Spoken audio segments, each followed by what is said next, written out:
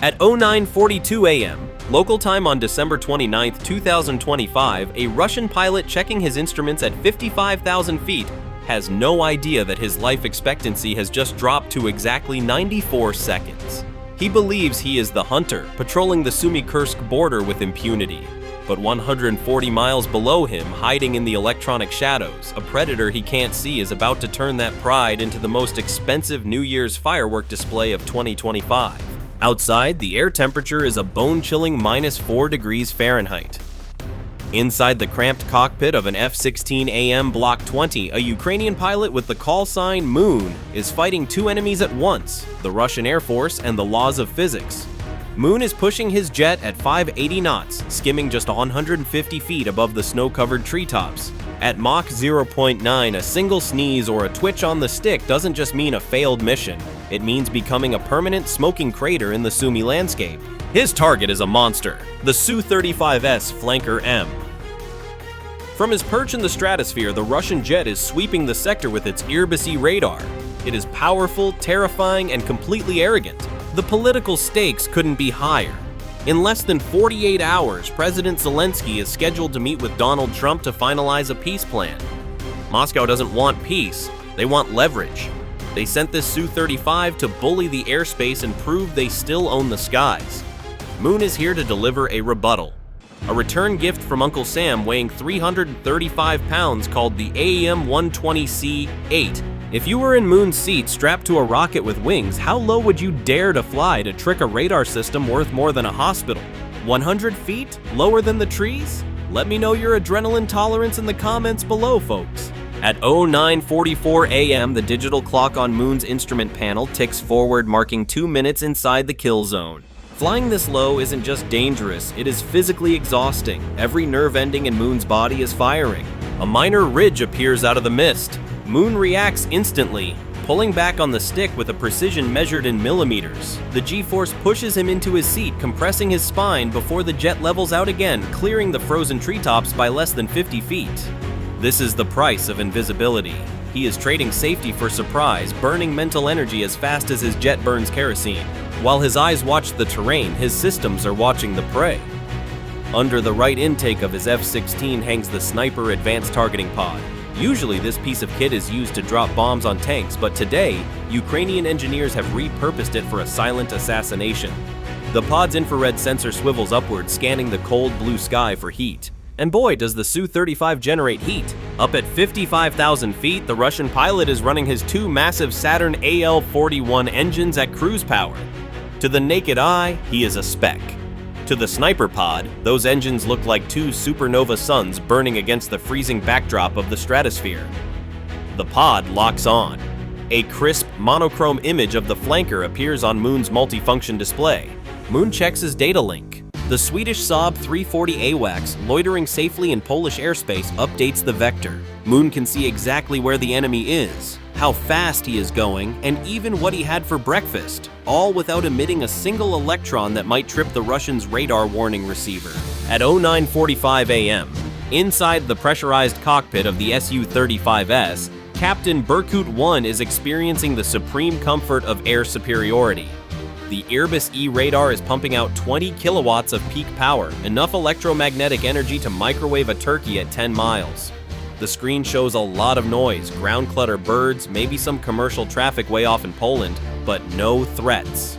To him, this patrol is just an administrative formality. He taps his display, dismissing a faint momentary return near the tree line as a glitch. That glitch was actually the reflection of Moon's vertical stabilizer as he banked around a hill, but Berkut 1's arrogance filters it out faster than his computer does. Meanwhile, 55,000 feet straight down, a Russian infantry platoon is shivering in a frozen trench line near the border. The sergeant looks up as a low, thunderous rumble rolls over the valley. It's the distinct tearing sound of a high-bypass turbofan engine moving at high subsonic speed. The sergeant waves a dismissive hand. Relax, only our guys have the balls to fly that loud. It is a textbook example of dramatic irony.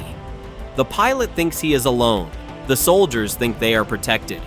They are comfortable, confident, and completely wrong. And in the unforgiving ledger of aerial warfare, being comfortable is usually the last thing you feel before you die. At 09:46 a.m., the engagement geometry snaps into perfect alignment. The range to target is now 85 miles. Moon is hunting.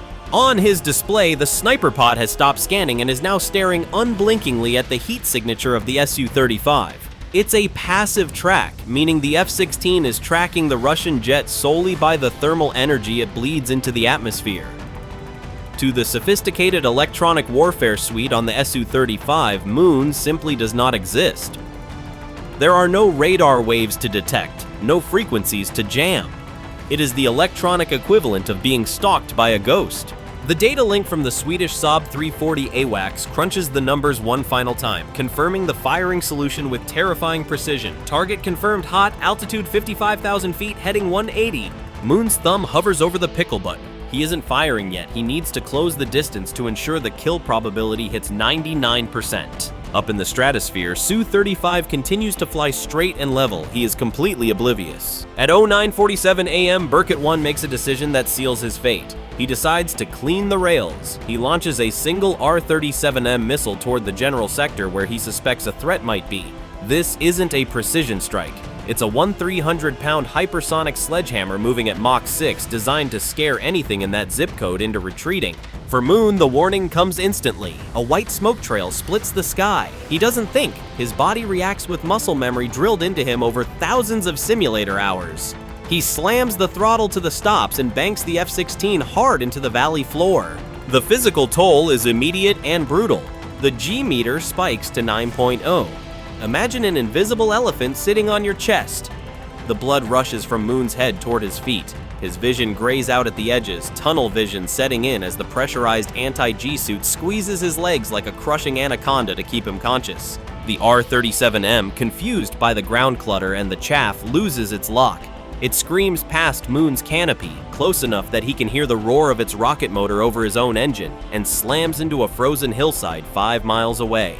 The explosion is massive, and here's the twist. That explosion saves Moon's life. Down on the ground, the Russian infantry platoon panics. Thinking they are under direct attack, they start firing everything they have. A dozen shoulder-fired Igla-S and Verba manpads streak into the sky in a chaotic web of smoke and fire. To the human eye, it looks like a mess. To the Irbis-E radar on the Su-35 above, it looks like electronic soup. The sudden bloom of heat, smoke, and radar reflections creates a clutter spike, a temporary blind spot on Burkett 1's display. While the Russian radar struggles to filter out the noise from the ground, Moon does the unthinkable. He pulls back on the stick and engages full afterburner. He trades his speed for altitude, climbing like a homesick angel. In just 28 seconds, he rockets from the mud at 100 feet to the thin air of 35,000 feet. The fuel gauge drops visibly, burning 800 pounds of kerosene in half a minute, a desperate gamble that leaves him with barely enough gas to get home. At the apex of the climb, gravity momentarily takes hold. The jet hangs in the air, weightless. Moon's thumb smashes the pickle button. 2 AIM-120C-8 AMRAAMs detach from the wingtips. Their rocket motors ignite with a flash, accelerating them to Mach 4 in seconds. But here is the genius of American tech. They are fired in lock-on after launch mode. They don't turn on their own radars yet. They are flying blind, guided only by inertial navigation towards the predicted box where the Su-35 is sitting. To Burkett 1, the sky is still empty. His radar warning receiver is quiet. He thinks the chaos below is just nervous infantry. He has no idea that 2 autonomous killer robots are racing up to meet him, covering a mile every 2 seconds, completely silent, completely invisible, and completely lethal. The trap isn't just set, it is already snapped shut. At 09:48 a.m., the countdown enters single digits. The geometry of death is closing at a combined closure rate of nearly 3,000 miles per hour. For the last 30 seconds, the 2 AMRAAMs have been silent assassins, coasting on inertial guidance invisible to the Russian sensors. But at exactly 10 miles out, the software logic executes the final command.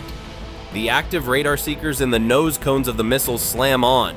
Inside the Su-35 cockpit, the silence is shattered.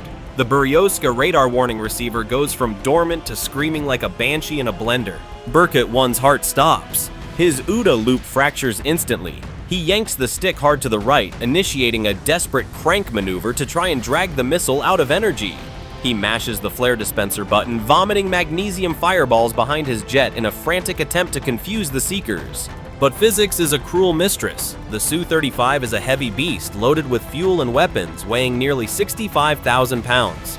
At Mach 1.5, trying to turn it is like trying to drift a fully loaded 18-wheeler on black ice. It has massive inertia.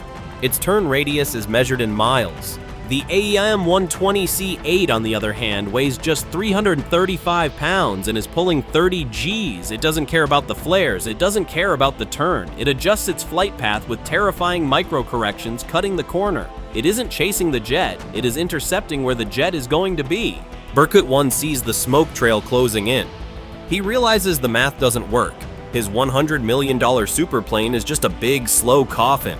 His hand rips off the throttle and grabs the red double handle between his legs. The canopy blasts off. The K-36 ejection seat fires, rocketing him out of the cockpit at 14 Gs, compressing his spine and knocking the wind out of his lungs. He survives, but he has just become the world's fastest pedestrian. Below him, his majestic flanker flies on for exactly 0.4 seconds more before meeting its American-made destiny. At 09:48 and 04 seconds, the laws of thermodynamics take over. The lead AIM-120C-8 doesn't actually impact the fuselage. It doesn't need to. At a standoff distance of 15 feet, roughly the length of a Ford F-150, the laser proximity fuse detects the solid mass of the flanker and triggers the WDU-41B warhead. This isn't just an explosion, it is a calculated shredding event. The 40-pound warhead detonates, unleashing an expanding ring of thousands of preformed tungsten cubes. Moving at hypersonic velocities, these aren't just shrapnel, they are kinetic energy penetrators. They slice through the Su-35's titanium skin like a hot knife sliding through butter. In a fraction of a millisecond, they sever the hydraulic lines, shred the avionics bay, and turn the left AL-41 engine into a tumbling grenade. However, the real devastation comes from the chemistry. The fragments puncture the central fuel tank, which is carrying nearly 25,000 pounds of Jet A1. The fuel, pressurized and atomized by the shockwave, meets the superheated exhaust of the dying engine. The result is instant vaporization. A massive secondary explosion expands outward, transforming the pride of the Russian Air Force into a fireball brighter than the morning sun. It is a rapid, violent disassembly that turns a $100 million asset into a rain of burning aluminum confetti. Down on the frozen ground, the Russian infantry platoon stops firing. The silence is deafening. They stand in their trenches, mouths open, watching the burning wreckage spiral down towards the Sumy tree line.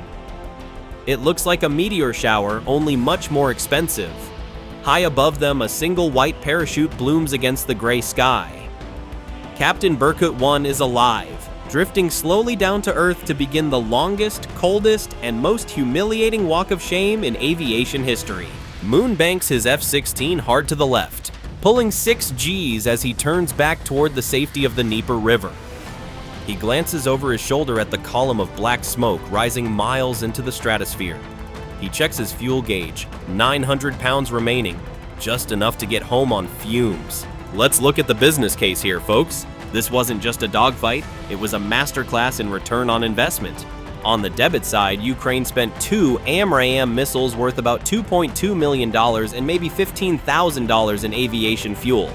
On the credit side, Russia just lost a baseline Su-35S airframe worth $85 million, plus another $15 million in avionics and weapons upgrades. That is a return on investment of roughly 4,500%. Even the most aggressive hedge fund managers on Wall Street would kill for those margins.